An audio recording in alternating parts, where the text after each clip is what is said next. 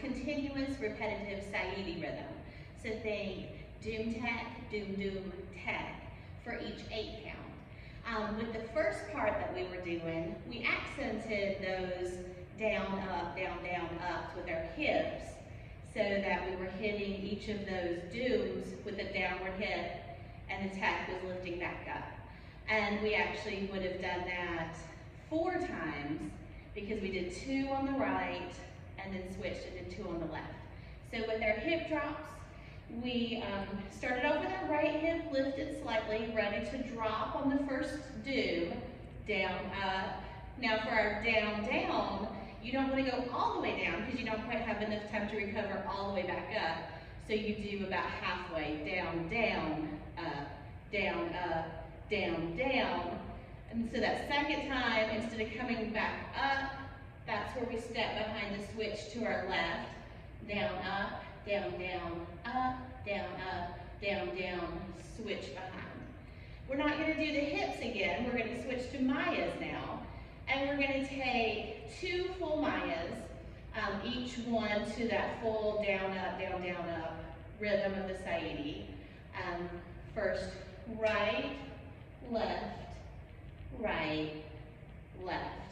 And since we were just a little bit angled behind, as we do the Mayas, we're kind of shifting our body to straighten ourselves back out. Then our next count is going to, we just ended up with the Maya coming down on the left side.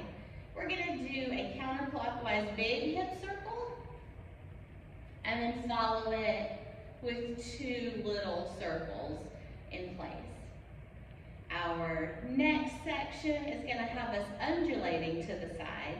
So full body undulation. I'm going to be lifting my chest up and back in, pulling in the abs, pulling down, and then releasing the pelvis.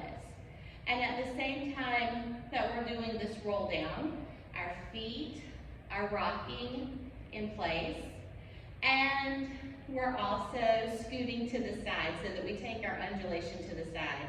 And for an additional level, we're bringing our arms up as we do 4 of those undulations. So that looks like this. There's 1, 2, 3, 4. So we end up over here, we've got our arms up. Our left foot was the back foot of the undulation, so it's a little bit more free. We're going to step out with the left foot for a 3-point turn, and as we do the 3-point turn, bring our arms down in front of us. So we ended up with our arms up. We're going to 3-point turn to the left, bring those arms down, and shoulder roll over here. As we finish up our shoulder roll, our next counts, we're going to be doing the Turkish step forward. So that's basically, we're thinking like a step and lift, but instead of just lifting, we're really twisting that hip in. So we're starting off with twisting the right, twisting the left, twisting the right, twisting the left to go forward. At the forward position, we're going to do 2 chest circles, roll it down, 1 hip circle.